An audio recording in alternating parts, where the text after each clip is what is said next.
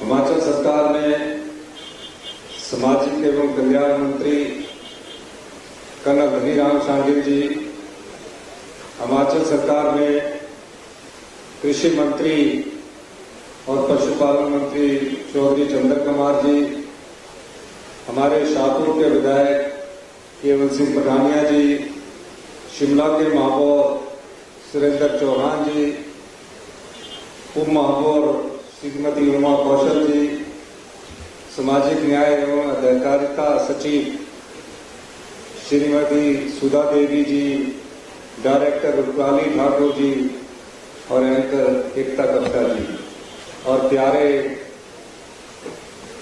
सभी मेरे प्यारे बच्चों, जिस दिन मैं इस रिज मैदान पर खड़ा होकर शपथ ले रहा था और शपथ लेने के बाद मेरे मन में एक विचार आया कि समाज में ऐसा कौन सा व्यक्ति है जिस तक सरकार की पहुंचनी चाहिए, जिस तक आज तक सरकार की पहुंच नहीं पहुंच पाई। सोचते सोचते वो विचार मेरे दिमाग में घूमता रहा और फिर मैंने सचिवालय की कुर्सी में न जाकर अनाथ आश्रम टूटी गंडी का रास्ता अपनाया।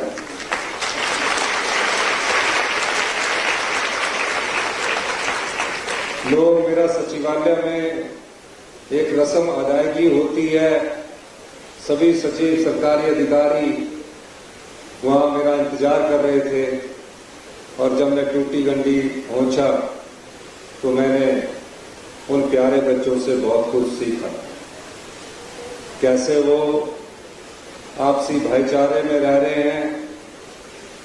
मैंने उनके दिल को पढ़ा, उन्होंने मुझसे कुछ नहीं कहा, उनके दिमाग को पढ़ा और मेरे मन में उसी समय एक ऐसी स्थिति पैदा हुई कि जाकर मैं कोई ऐसा फैसला करूं जिससे ये बच्चे अपने जीवन में अपने पैरों पर खड़े हो सके।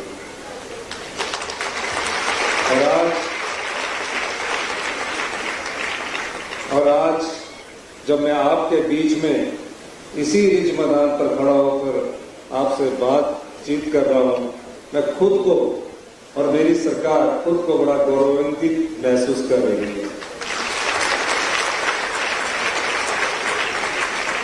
हमने हिंदुस्तान का पहला ऐसा कानून बनाया। ये कानून सिर्फ हिमाचल प्रदेश में उन बच्चों को लिए बनाया गया जो बच्चे जिनके ना माता है ना पिता है, कि उनको कैसे उनको अधिकार दिया जाए। आज कानून के अधिकार के तहत आपको ये अधिकार दिया गया है कि आप चिल्ड्रन ऑफ द स्टेट, राज्य के बच्चे कहलाएंगे। सरकार ही माता है, सरकार ही पिता है।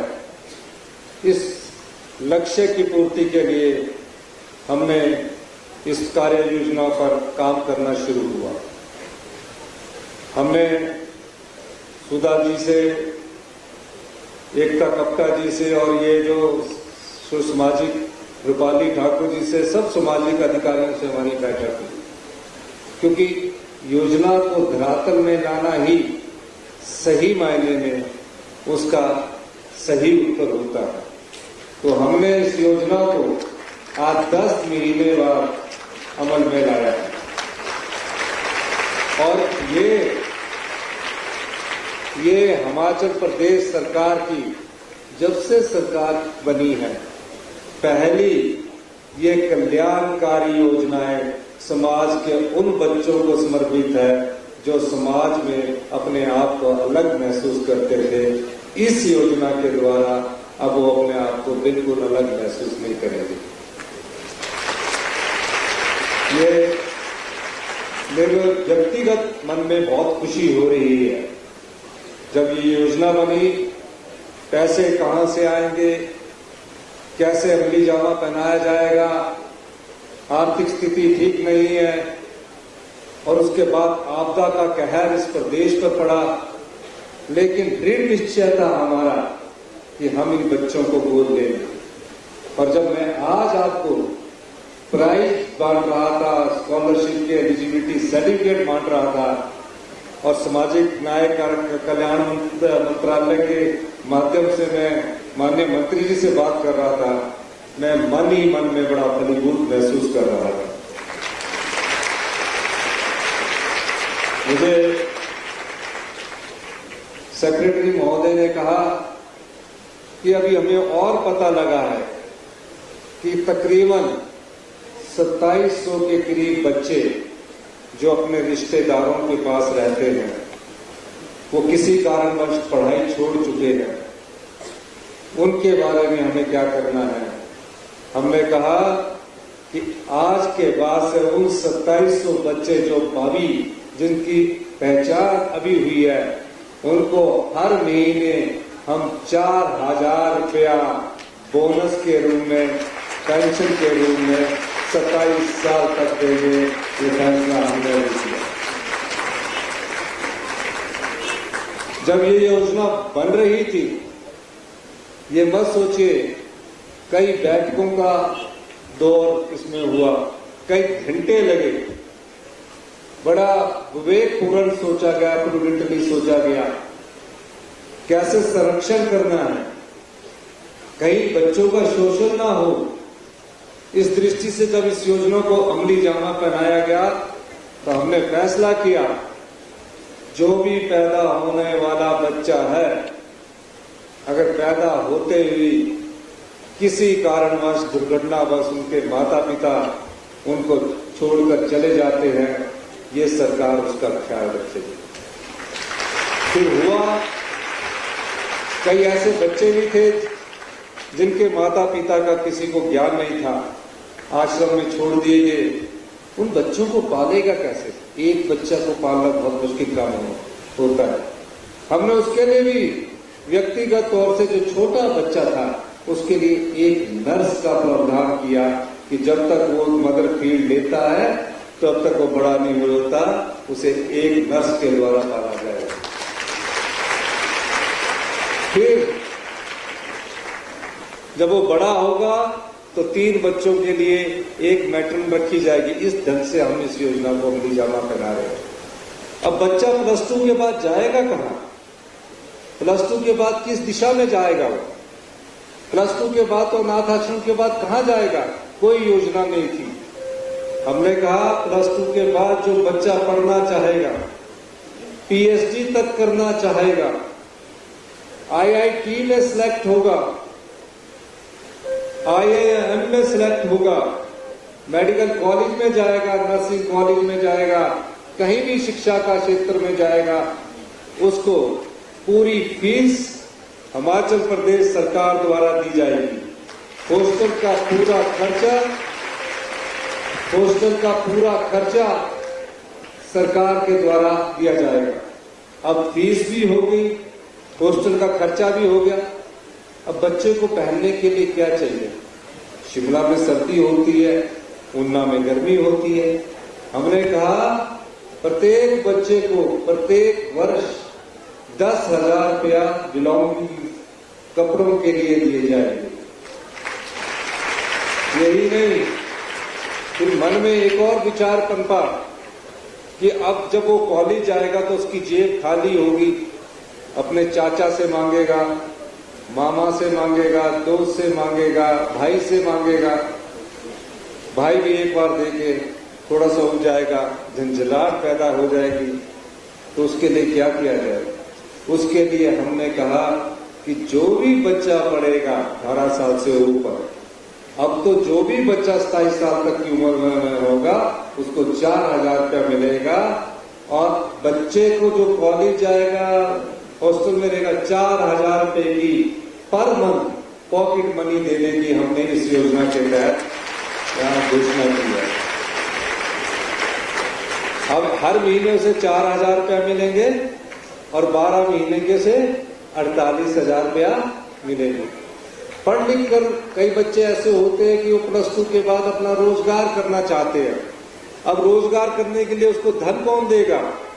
उस स्थिति को देखते हुए अभी जब मैं 3 बच्चों को धन दे रहा था 2-2 लाख रुपया, उस योजना को हमने कहा कि जो भी बच्चा अपनी योजना शुरू करना चाहता है उसको हम 2 लाख रुपया इस योजना अपना काम स्टार्टअप करने के लिए देंगे। एक बेटी आई बिलासपुर से, उसने अपनी योजना शुरू की है, सरकार की तरफ से उसे 2 लाख रुपए का धन उपलब्ध करवाया गया। फिर 27 साल के बाद अगर बच्चा बेरोजगार ही रह गया, कोई रोजगार के अवसर नहीं मिले, तो हमने कहा कम से कम उसको घर बसाने के लिए 3 विश्वा या 2 विश्वा शहरों में जगह उपलब्ध करवाई जाएगी। इस प्रकार की नोटिफिकेशन देने की। फिर मकान बनाने के लिए भी उसको धन उपलब्ध करवाया जाएगा, ताकि वो 27 साल में अपने आत्मविश्वास के साथ, दृढ़ता के साथ अपने पैरों पर खड़ा हो सके। इस प्रकार की यह हमारी मुख्यमंत्री सुख आश्रय योजना देकर हिमाचल प्रदेश की सरकार ने इस कल्याणकारी योजना के द्वारा और भविष्य की योजनाओं के लिए रास्ता खोला। मैं ये बात इसलिए कहना चाहता हूं कि प्यारे बच्चों, इस जीवन में आप आए हैं और जीवन में आपको भगवान ने एक ऐसा जीवन दिया जिसमें आपको शुरू में बहुत दुख होता है। माँ बाप नहीं रहते हैं, छोटे बच्चे को तो महसूस नहीं हो पाता, लेकिन 8-10 साल के बाद, 10-11 साल के बच्चे को जब महसूस होता है तो उसकी सुरक्षा कौन करेगा?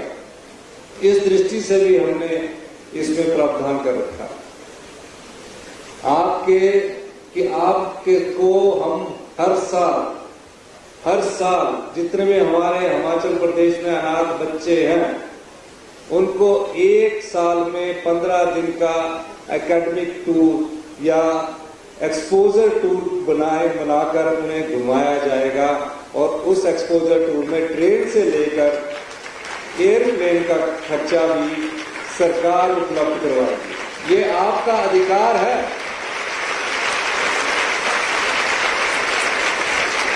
और उसमें रहने की सुविधा, जिस प्रकार हम अपने बच्चों को ले जाते हैं ना, अपने बच्चों को ले जाते हैं, अच्छे होटल में ठहराते हैं। हमने कहा हमारे जो बच्चे ये हैं इनको 3 स्टार होटल में सुविधा प्रदान की जाएगी।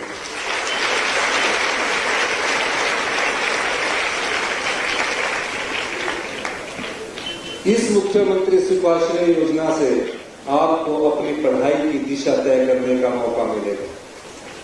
आपको ये भी, कोई बच्चा अगर कोचिंग चाहता है मेडिकल कॉलेज की, IIT की, एक बच्चे ने कहा कि मैं HS की कोचिंग लेना चाहता हूं, सरकार उसके कोचिंग का भी पूरा खर्चा उस बच्चे को उपलब्ध करवाएगी। और बेटा, मैं आप बच्चों को ये कहना चाहता हूं, जीवन में कभी अपने आप को अकेला नहीं समझना चाहिए। समाज एक दूसरे को जोड़कर बनता है। समाज में जब आप आते हैं तो समाज की सुरक्षा और रक्षा करने का दायित्व भी आपके ऊपर होता है। आप में से ही कोई बच्चा इस मुख्यमंत्री की कुर्सी पर पहुंच सकता है। लगनशीलता, दृढ़ निश्चय और कर्म से आगे आगे बढ़ोगे। कोई कुर्सी ऐसी नहीं है जो आपकी पहुंच से बाहर ना हो। आप बड़े बड़े डॉक्टर बन सकते हो, आप बड़े बड़े इंजीनियर बन सकते हो, आप राजनीति में आ सकते हो। और शिक्षा में भी कभी आप ये मत सोचना, मैं भी एक आम स्कूल से पढ़ा हूं, टाट के स्कूल से पढ़ा हूं, टाट होता था। आज जब मैं मुख्यमंत्री की कुर्सी पर पहुंच सकता हूं तो आप भी सब इस कुर्सी पर विजय दे सकते हो। गवर्नमेंट स्कूल से हम लोग पढ़े, तो जो शिक्षा को अच्छी तरह पढ़ता है वो चाहे गवर्नमेंट स्कूल से पढ़ा हो, चाहे वो कॉलेज में पढ़ा हो, चाहे यूनिवर्सिटी में पढ़ा हो, और ध्यानपूर्वक अपने लक्ष्य की ओर बढ़ता है, भगवान भी उसका साथ देता है। तो इस लक्ष्य के लिए आप आने वाले कल के नेता भी हो, आने वाले कल के इंजीनियर भी हो, आने वाले कल के साइंटिस्ट भी हो, आने वाले कल के डॉक्टर भी हो, आने वाले कल के महान खिलाड़ी भी हो सकते हैं। अपने रास्ते से नहीं भटकना। जब छोटी उम्र होती है ना तो रास्ते से भटकते, अपने रास्ते से नहीं भटकना। अपने लक्ष्य की पूर्ति करना। सरकार के पास आपका अधिकार है। कोई भी बच्चा सरकार से अपने अधिकार की बात कर सकता है। ये कोई आप पर दया नहीं है, ये आपको कानूनी अधिकार दिया गया है हमारी सरकार द्वारा। आप कानून के माध्यम से भी अपने अधिकार की लड़ाई लड़ सकते हो। कोई आपको तंग करता है, उसकी शिकायत दर्ज कर सकते हो। इस प्रकार से ये योजना को हमने आपको फायदा दिया है। अभी आने वाले समय में और आप बड़ी योजनाएं देखेंगे, उनका उल्लेख नहीं मैं अभी करना चाहता। महिलाओं से संबंधित हम कई अच्छी योजनाएं आने वाले समय में ला रहे हैं, क्योंकि अभी हमारी स्थिति ऐसी है कि हम आपदा से अभी उभरे हैं और आपदा के बाद हमने आपदा का भी जो चुनौती थी उस चुनौती का डट कर मुकाबला किया और आपदा की लड़ाई भी हमने लड़ाई की तरह न लड़कर हमारी सरकार ने युद्ध की तरह लड़ी है।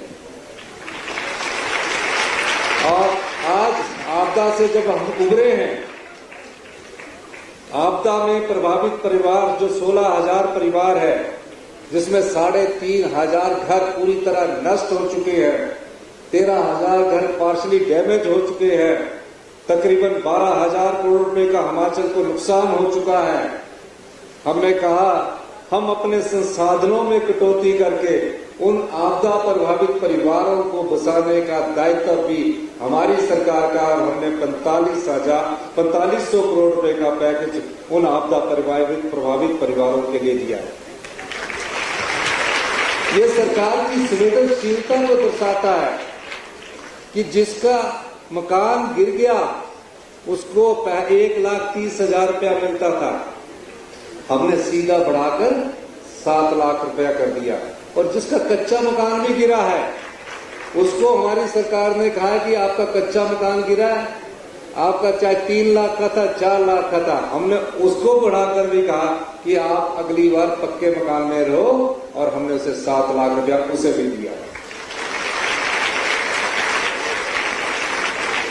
तो आज इस शुभ अवसर पर मैं एक बार फिर से कर्नल धनीराम शांडिल जी का, व्यक्तिगत तौर से सुधा जी का, और जितने भी सोशल वेलफेयर के ऑफिसर अधिकारी हैं, सबका धन्यवाद करना चाहता हूं कि कर्नल शांडिल जी ने बार बार मीटिंगें लेकर हमारी इस योजना को आज अमली जामा पहनाया है।